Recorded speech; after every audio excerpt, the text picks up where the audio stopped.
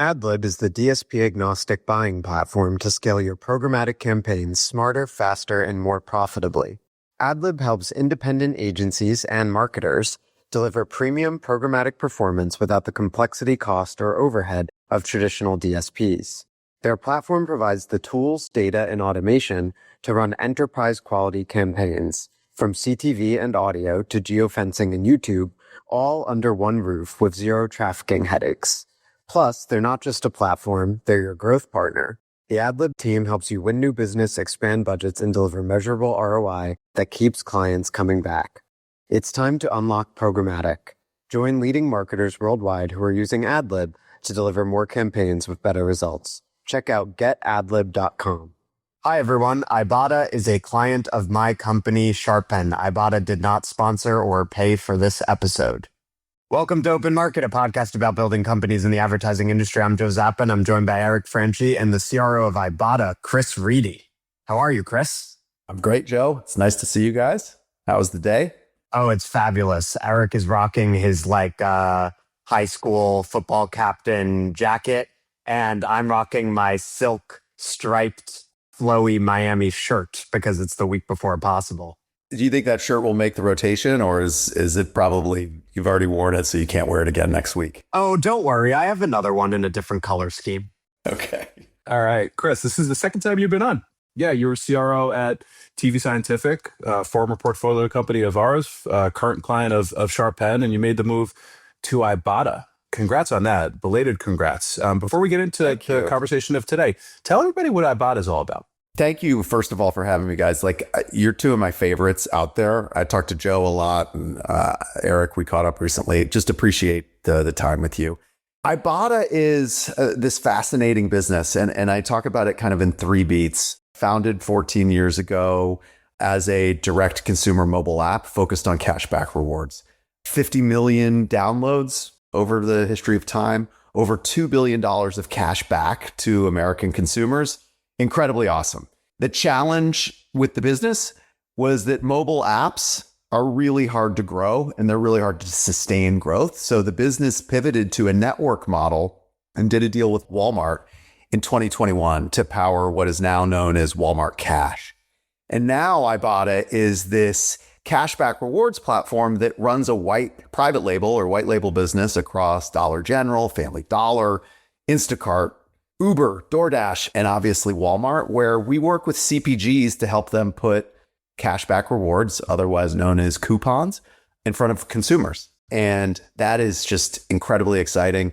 We've been working closely with Joe on the next kind of front of the business, which is all around proof and measuring the incremental impact of a promotion. Historically, I think promotions have been looked at as a blunt force, maybe less incremental, maybe even not profitable tactic. And we're leveraging data, machine learning, smarter decision making to prove the actual financial value. And if you go back to the TV Scientific time or Twitter before that, performance advertising and outcomes, I think Joe's word, have been the thing that I've really been interested in. And this just gives a really cool arena to chase it down. So thanks for asking. We're having an awesome time. Yeah, I think there's a great through line between TV Scientific, where Chris used to be what a client of Sharpen and portfolio company of Eric's that we talk about all the time, and Ibotta, right? Because to me, TV Scientific dragged TV into the outcomes era, and what Ibotta is doing is the same thing for promotions, which are an integral component of CPG marketing, and obviously CPG marketers are some of the biggest marketers in the world, right? So to me, Ibotta is the performance marketing platform for CPG marketing and promotions specifically.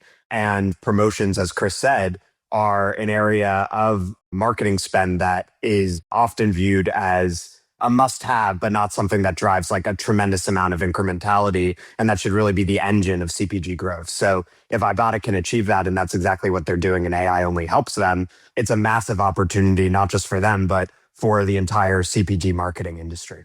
We're really excited about it.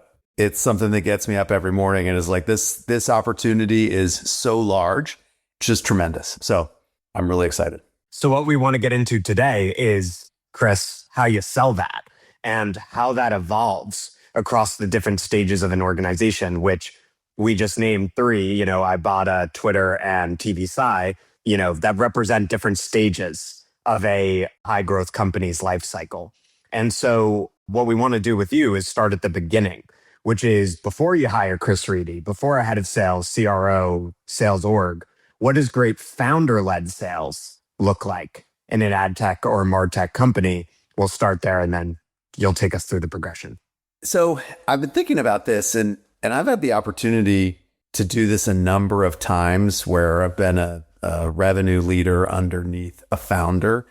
And I've seen really good and I've seen good and I've seen a little bit less good. But the best case scenario is that you have this person with so much passion and so much belief for what they're doing. It's almost nonsensical in how much they believe this will happen.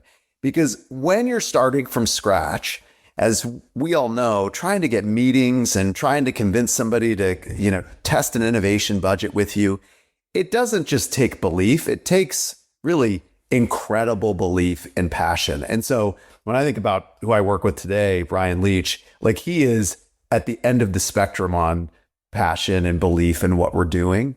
And I think that is the thing that can really help build the credibility and trust that is so important. Because what you want somebody to do in those early stages is just take a chance on you. And most companies have innovation budgets built exactly for this, trying new things, tip of the spear. And so you don't have to come with all the proof and you don't have to come with the perfect buying situation. You don't have to have all the software. You don't have it. You don't need that. But you really have to convince somebody that they can trust you. And it's similar, to like what you're doing, Eric, when you're thinking about who am I investing in? You're really picking the people and you're saying they're going to get there. And I think that is the thing that I look for when I'm looking for partners. And if I was looking as an investor, I'm looking for that person that can get from 0 to 1. I wouldn't expect them to get from 1 to 10 because there's a lot that comes into actually building the scale that is different from that. Everything's going to work. You have to trust me. But those are the things that I think are critical. It's that tremendous passion, it's the belief, and it's just the unrelenting energy. Because you get punched in the face pretty often when you're out there trying to sell a product for the first time. And I have so much admiration for the folks that can take, no after no after no after no, and then just keep going and then win. And that's absolutely what's happened at Ibotta. I think we saw it formerly at TV Scientific as well. So every company has to transition at some point from founder-led sales to a real sales org. How do you think about that transition? I guess the first question is like, when's the right time? And it's a mistake to think like, let's move it to somebody else. That passion, the belief, the drive that the founder has, I want to hold on to that. I want to make sure that gets leveraged in the right way. So I think the first thing is like, do not sideline that person if they're really good in spirit of, hey, you've come in now and now you're in charge. And so I don't want to step on your toes. I think marrying those two things is really important. I think the timing question has to be around the founder-led exercise is going well enough that the managing of the trains and do they get to the station on time is starting to break. And so that's a really good signal that, okay, we've got to bring in some operational rigor, some operational fortitude with a vision to scale. And I think, I say this somewhat, I guess, selfishly for myself, because I feel very comfortable on the operational side of things, but it's finding a partner then that can complement you. And I suppose if you were a founder that sold in a different way, less of that kind of rainmaker, I'm going to make it happen way, then you'd want to find that. But it is, when are things starting to break down? And then two, I think critical, who's the complementary person to you? Because having two of the same isn't bad. That could double your output, but the problem isn't solving itself. And so finding the complementary piece that can allow you as the founder CEO to not drop out, but to start thinking about other things. Maybe going a little bit deeper in fundraising, maybe going a little bit deeper into, reviewing product strategy, distribution strategy. Those things should come into play. This is a great compliment to the episode we had last week or last time with Corey Ferengul where we went over CEO archetypes, and like it makes a lot of sense where it's like, okay, if you bring in, somebody that's great and complementary, what does that free you up to do to the other parts of the business that kind of needs you critically at the time? One question for you, Chris. So going past the founder-led stage, oftentimes with startups, they don't bring in a Chris or a Chris Jr. as the first sales hire. Oftentimes, they might just be like hiring some salespeople, starting to pour a little bit of gasoline on the fire when you have product market fit, to get to the next level. When is a business ready for a sales leader? Maybe not even a CRO, but some sort of like sales leadership. Or maybe I'm wrong, and it needs to be somebody that's like senior as the first step. Like, is there a revenue benchmark? How do you think about it? I don't think so. The revenue, it's so in the company and in also the industry that you're in. So if you're in an ads business versus if you're in a software business, you're going to get very different things, and you're going to have very different metrics for success. So step one, let's just call it pure founder led. It's like, is this going to get off the ground? That's all we're looking for. And so that's like, we got our first check. We got our second check. So you're going to go to some level where you're going to hustle that. You're going to feel really good about, okay, we at least have something now that will make it, call it for the next year to 2 years. I think at that stage, it is totally fine to hire another, just like a couple of AEs. So it's worked. You as the founder, you probably built a little bit of a framework. The AEs can also follow your lead, and you can just see at what rate can we win business with not any operational rigor, not any real structure, but just like, can we add a couple of AEs to this process? I think that's the second step. The step when you go to, I want to look for this complementary player, we'll call it an operator, has to be when you're starting to ask the questions of, how are we performing? The three of us, who's doing the best? No idea. What are we looking at? Closed won revenue. Okay, if we're looking at closed won revenue, what if Joe made 3 times as many calls as Chris did? And Eric actually only did 2 calls a week, but he happened to be the best salesperson that we've ever come across. When those questions start to come, then you need to think about, okay, do we have that skill? The founder may have it, but the founder may not want to spend time on it. I've seen many, many AEs turn into great sales leaders. But at the time that you're an AE, you're actually not thinking like a sales leader, because you should be very selfish about your time. So you're not actually worrying about how do we all cooperate most effectively together. And you want the AE to be focused on themselves. And so that's when I think you'd think about, how do we bring somebody in to make the three of us actually better? Not to change what we're doing, but to start to find, what are the common traits? What are the common behaviors? Let's try different things and measure those. And then ultimately, you got to measure every single thing, because you will find that there are things that surprise you, that drive success. And that's still happening today to me, that I think I know what is going to be the catalyst. It is sometimes, but other times that was not what I expected it to be. But if we're measuring it, we see it, and then you can start to scale it, coach it out to the team, train it, etc. So, Chris, your title at Ibotta is CRO. I think there's a lot of discussion in B2B tech about head of sales versus VP of sales versus CRO. Do you have any takes on that distinction and when you actually need a chief revenue officer versus the head of sales? Okay, so thing one, I would say, and I feel like we talked about this on the last podcast, for anybody that's out there thinking about career, title, I don't think is the most important thing.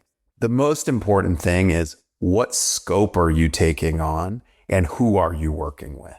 So if you got a CRO job and a head of sales job, and the head of sales job, you believe in your boss and you've got as much scope, I'd go in that direction.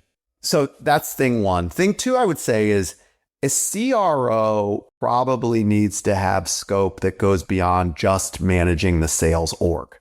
So at TV Scientific, at Ibotta, my remit was definitely sales, but it was also all of the B2B marketing platform, and then the strategy and ops that supported, and then also the sales specialization. So the folks that can come in and be more sales engineer types to help make a salesperson more effective. If you're just a head of sales, That's an amazing job and it's a very important job. But as a head of sales, I would want just to have the responsibility of the function of the sellers and the account managers. I only want to be graded on what was our quota and did we hit it. As a CRO, I think the differentiation is thinking more about what's the marketing story, how operationally effective are we? Are we driving efficiencies through the program? And then what are the things that we don't have today that we should consider making an investment in? Could it be software? Could it be people to help make that sales leader more effective? Because as the CRO, key function, how do I make the sales leader effective? Because that's what they need every day. And that's marketing is the most, I think, impactful thing. But there's other bits. If you don't have a great strategy and ops partnership, if you don't have somebody saying, hey, here's the 10 fastest growing companies in CPG right now. Let's think about how we work with them. Because the 10 fastest growing, that's not the top of your named account list, but that might be where the best revenue opportunities are. So that's how I would think about differentiating those two roles. VP of sales, head of sales, tomato. Super tactical question. Within ops, is customer success? You didn't name that explicitly, and it's like a super important part of sales. I use the word account management for customer success. I think that in a SaaS-focused world, customer success is the word you would use. In an ads world, I like account management better. I don't know that that's necessarily right. Functionally, there's two key roles, and I see them as being interoperating and complementary. You need a account executive or a client partner or whatever name you have, because every ads company seems to rename this role. But that is the tip of the spear person. That is the person that owns the client relationship.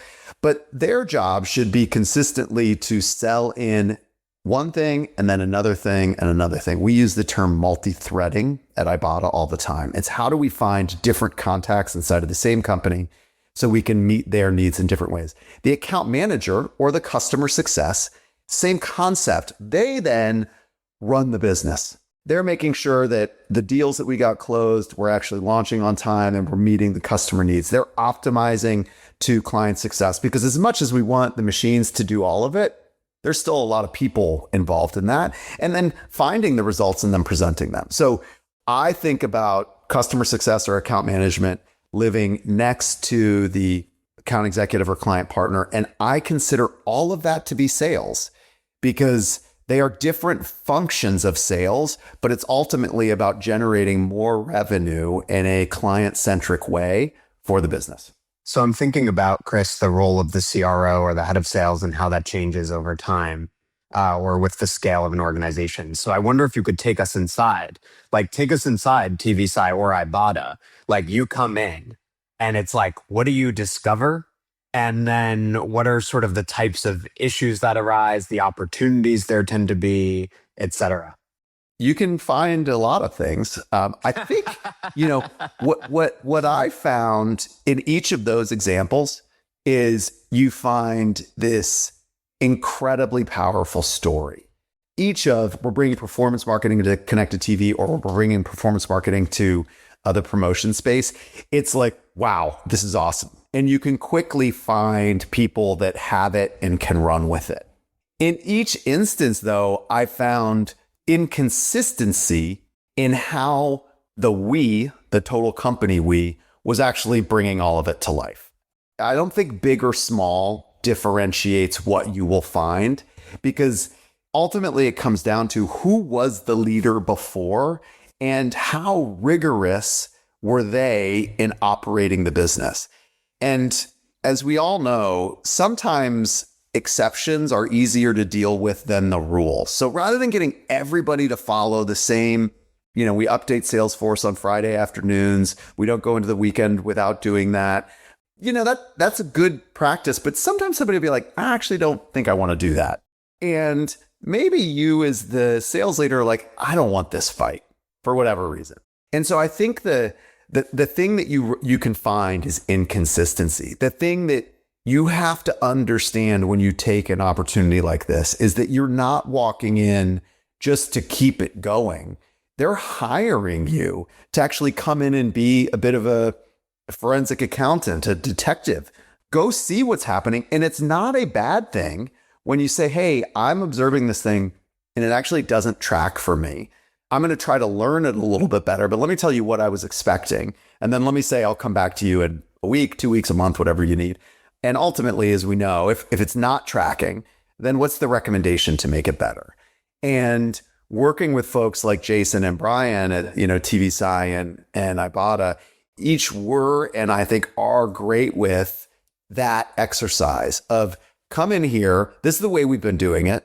It might be right. It might be wrong, but help me learn about how we could be doing it better. And then let's work together on how we bring that to life. I don't have a specific example, but it wouldn't be impossible for the CRO to actually completely contradict what the former leader had said. And that could be the CEO, that could be the founder. And the founder might have said, we go this way, we go this way, we go this way.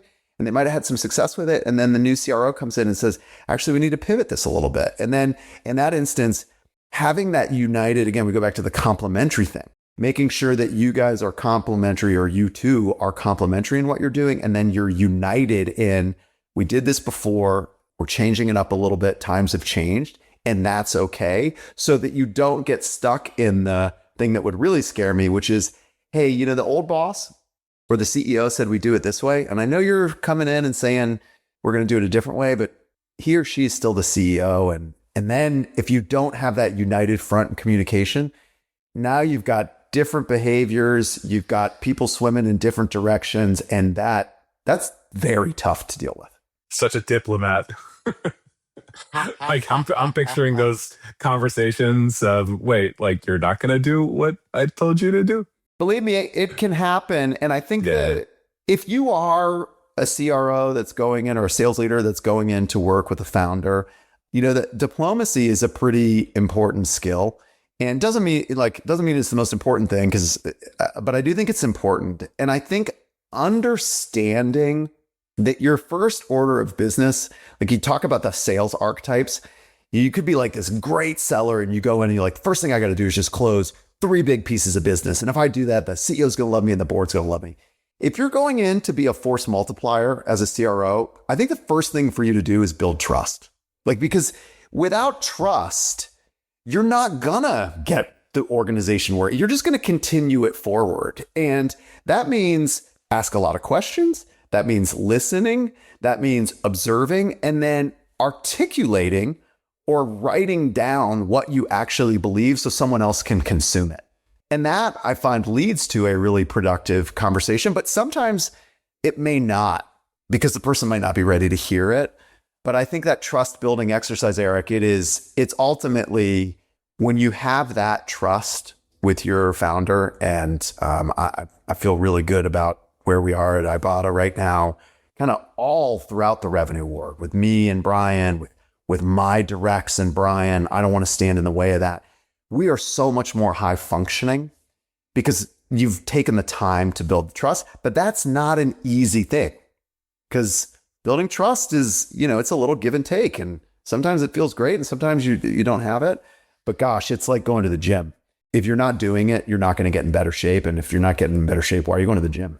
What's never occurred to me, Chris, about the CRO role that you're really hammering home is just how deeply operational it is, right? Like if you are a CRO, something and the role is correctly named, there is some sort of org you're inheriting, right? And the first thing that will come with that is processing what systems already exist, which ones don't, where are the gaps, et cetera. What are some of the biggest mistakes companies make when they try to build out or mature a sales organization? There is no one size fits all. I don't think every organization should have an enterprise channel and a mid-market channel and an emerging channel. I think every org could end up with that, but the reality needs to demand the solution.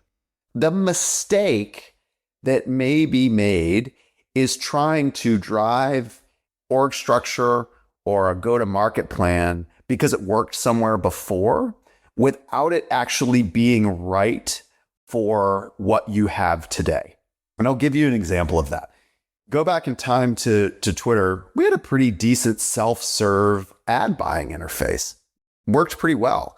And when you have that, You can build a growth marketing or a B2B marketing function that does a lot of great social, ABM work, Google work to drive to that buying interface with very light account management, human intervention, and you can have a decent business. If you go to a business then that doesn't have that, the notion of like lead scoring and ABM or social to try and drive leads, it's a less valuable, not that it's not valuable, but if you're just driving them back to your sales team, it can be valuable, but it creates more work for the sellers to do. And if the sellers have done a good job segmenting, or the sales leadership has done a good job segmenting the books of business, that may prove to be kind of a counterintuitive or a push and pull that isn't helpful. Because seller says, I've got these calls, these are good ones, but then I just got these 10 leads. If I don't call the leads, then someone else is getting frustrated with me. The marketer's like, I'm cranking all these leads. Why aren't we calling them? Well, we're not calling them because we have all of these top level accounts to work through first. So that type of thing is what you really need to interrogate. Where are we today? And what is the thing we need? Do we need to be organized geographically or by industry vertical? One of the things I found at Ibotta, and this is like, makes perfect sense to me, they were organized geographically, made perfect sense. It was a pretty high moving sales velocity, worked a lot with centers of excellence or procurement teams. Didn't require as much nuance. Where we're going, as you know, Joe, the story is not just like, do you want to buy this? It is, let's use insights. Let's use those insights to help you take an action with us. And then we're going to prove the effectiveness. The context switching, if you're covering a food company, a beverage company, to a home goods company, to a beauty company, all just because they're in the same zip code, when you're trying to do the insights to action, to the measurement, to the proof, understanding the margin profile of those companies, it's too hard.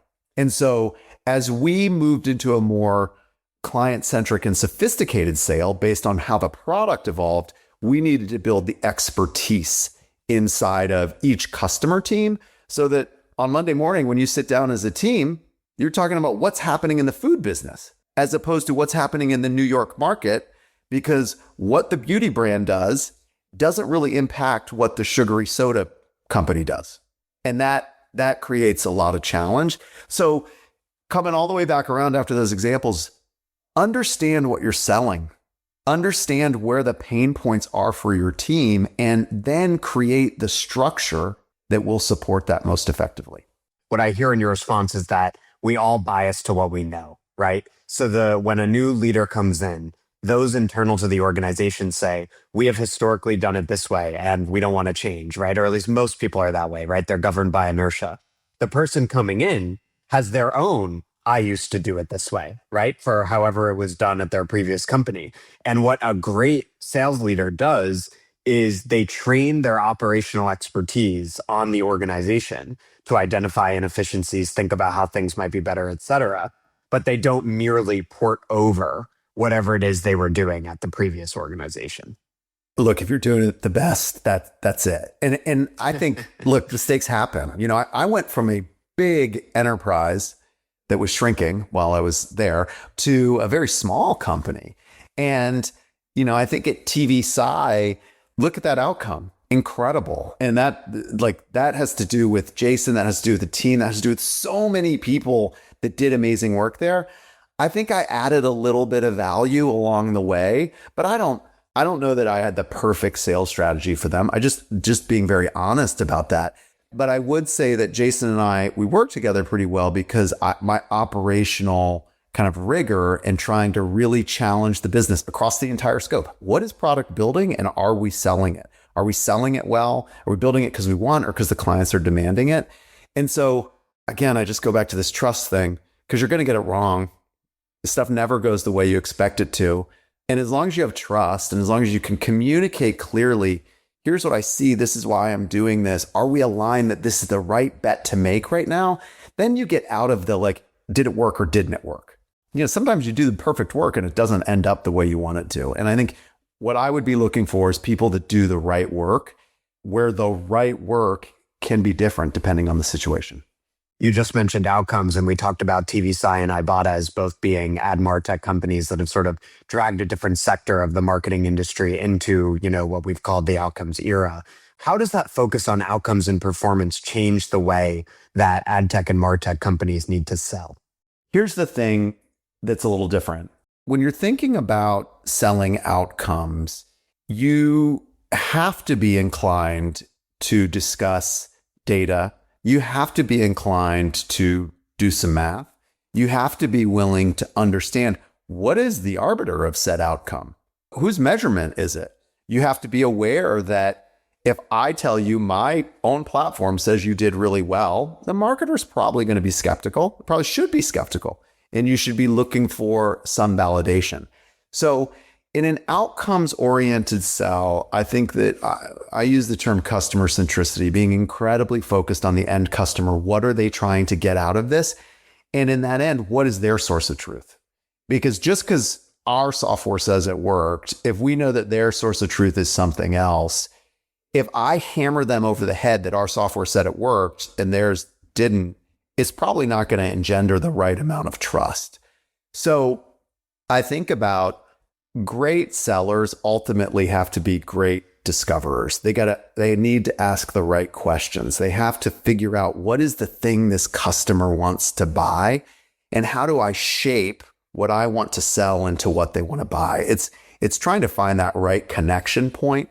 You're trying to avoid the square peg round hole thing, right? So you have to do that. It doesn't matter if you're selling TV or you're selling out of home or you're selling AOL 20 years ago. The best sellers did that really well.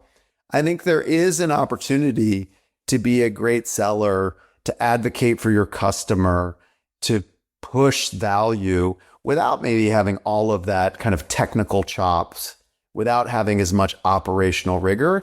And that's okay. The most important thing is that you put people in the right role. So if you go back to Twitter, there were some businesses that we worked with at Twitter, big companies, that they actually didn't care about outcomes, at least as they were working with Twitter. They cared about massive reach. They cared about cultural phenomenon they wanted to connect with. And that's awesome. And in that instance, make sure you have the seller that's working that's the best relationship person, that can walk in and know everybody, can host the best dinners, can bring people inside of our building and do the right connecting.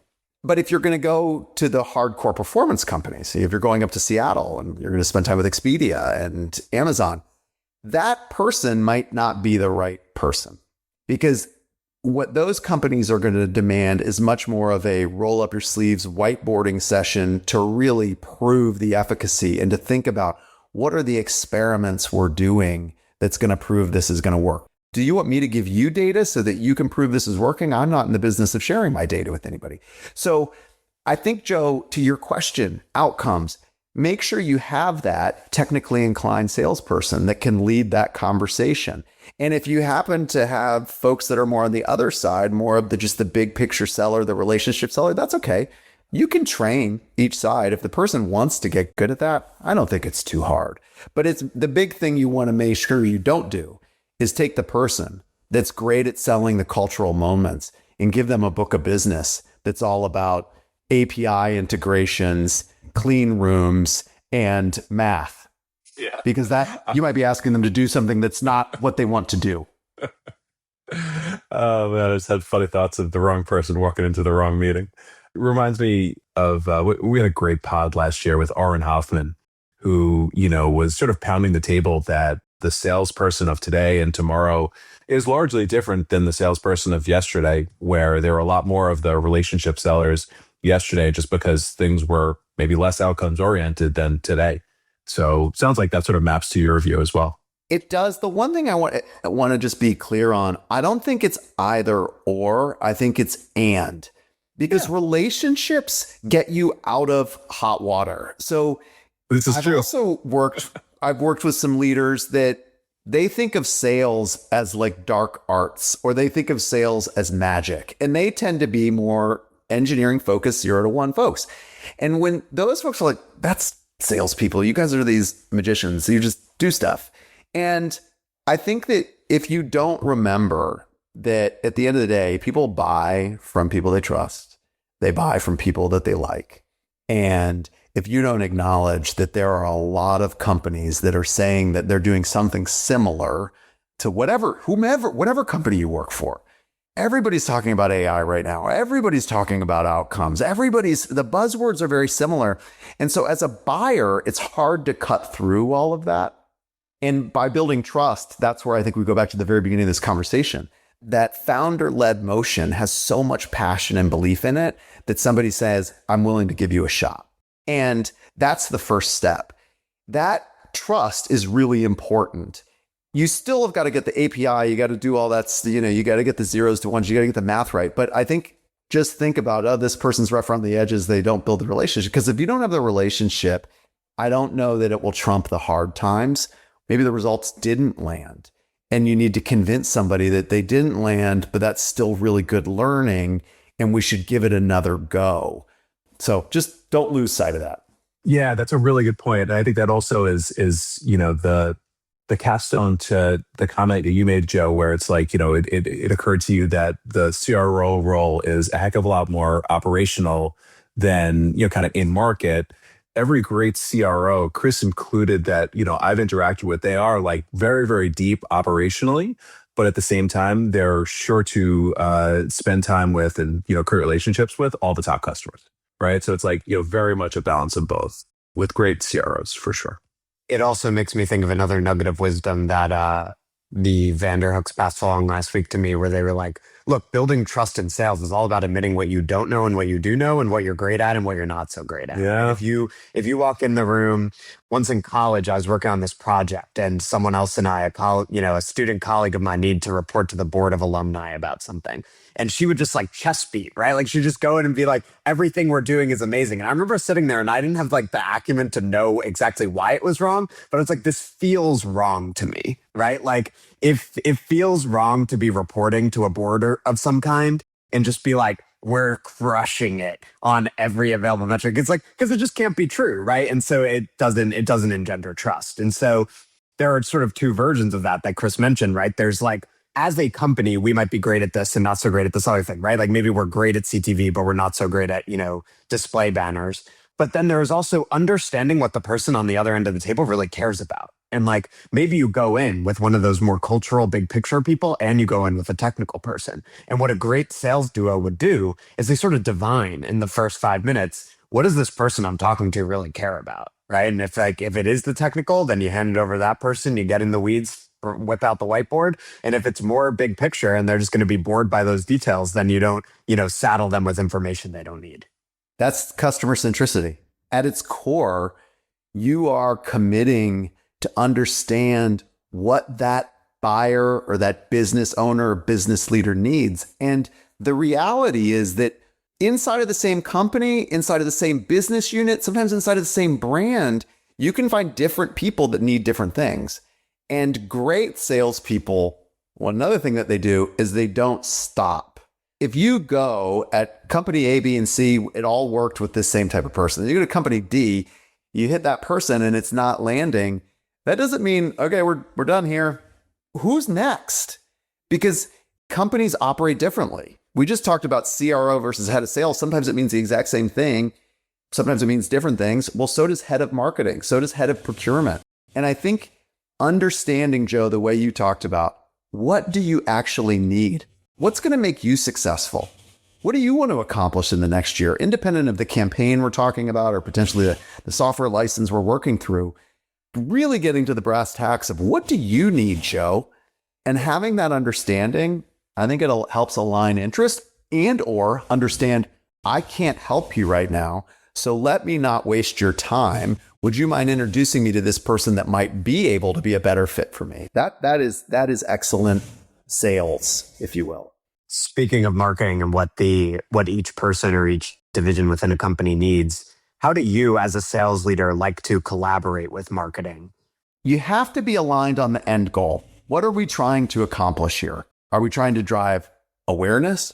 Are we trying to drive a new understanding of what we do? Are we trying to drive an action from somebody? We've talked a little bit about the different stages and what you might be looking for. But I think ultimately, I found the best marketers that I work with, they have different functional skills. Some are great writers. Some are former salespeople that just say, I want to help salespeople. I don't want to be a salesperson anymore. So I want to do the blocking and tackling. Others are great product speakers. So they tend to take a PMM role, and they take this function of how do I unpack what we're doing and make it more tangible, easier to discuss. But all of that comes back to, what do we need to accomplish right now? And, we just talk about Ibotta. Ibotta knew what it wanted to be, but it hadn't said what it was going to be yet. And that's what I feel like, Joe's helped us out a lot with. Chris Boyd on our team is doing excellent work, really understanding what's happening in the promotion space, what's happening in the CPG performance space. What is our role? What do we have a right to say we belong here, so that we don't do what you were saying, Joe, which is like start over-promising and under-delivering on things, because that is a fast path to, we're not going to take that meeting again. So that's the thing for me and Chris. It's just, we are so in lockstep on where we are as a business, what we have that's home run awesome, what that we have that needs to get a little bit better. We got plenty of stuff that's home run awesome, and we've got a great vision on stuff that needs to get a little bit better, but that's okay, because it's being built. And then it's marrying those things so that ultimately when I talk about it, it can land. But also when a salesperson walks in a room, they can talk about it in a simple enough way that it doesn't sound like jargoned out gobbledygook, which I'm afraid every salesperson is going into AI systems and saying, help me tell this story. And it's kind of freaky right now how much AI is giving bad advice on how to talk about stuff. I don't know if you guys are encountering that, but I'm seeing it kind of a lot right now. Oh, yeah. Joe can go on for hours about some of the bad AI stuff that people are posting on LinkedIn and places like that. No doubt. You see it everywhere. So, Chris, let's end on this note. We have a lot of CEOs and entrepreneurs who listen to this podcast. So as a sales leader, what kind of CEO entrepreneur do you want to work with? So I think there's a couple things here, right? The first thing is that belief, that like unusual, maybe unrealistic belief, I think is so important, because at the founder CEO level, it's pretty lonely. I'm imagining it's just you. And every time you go into the room with your team, you're going to have stuff that's great. You're going to have stuff that's good. You're going to have stuff that could be great, but it's got a long way to go. And you have to balance that. And you have to maintain the belief. You got to maintain the belief with Eric, because Eric gave you money to say, let's make this company work. You got to maintain it with me because you've hired me, and you got to maintain it with Joe because you're a potential customer. So having that belief, and also the humility to understand how to just balance it all out, I think that's incredibly important. The next thing, you don't have to be an engineer or a life sciences person or anywhere in between, but you really, the stronger the intellect, the better. The problem solving skills are so important, because someone said this to me, I don't remember who, but like the more senior you get in an organization, the less information you actually have about what is happening, yet the more decisions that you're asked to make. And so for a partner and a CEO, you're looking for a really great decision maker that can synthesize information, think through the likely probabilities. What is the expected value of this? And how important is it for us? So for me, it's believer, it's ultimate passion for what we're doing. It's insatiable willingness to go to work and do the effort. And I see that pretty consistently in all the founder CEOs I've worked with. And then it's just incredible decision making. And I guess the last thing that I should say, if you can be a catalyst, if you could be the wind at somebody's back, like the 1 + 1 = 3, like figuring out, how do I make Eric a little bit better? And how do I make Eric and Chris so much more formidable than when Eric's by himself or Chris is by himself? That's a unique leadership skill that I think is really important as you're trying to get especially executive teams to come together and work well. So those would be my 3. But I think there's lots of different shapes and sizes, and you guys talk about it all the time. And I just want to say thanks again for having me, because we've been talking for 57 minutes. I just feel like This is easy. This is so fun to chat with you about this stuff. Yeah, Chris, this is awesome. This is a really, really deep conversation about being a CRO and all the stuff that comes along with it. So thank you so much. 1000%. Thanks, guys. We will see you next week. Bye-bye.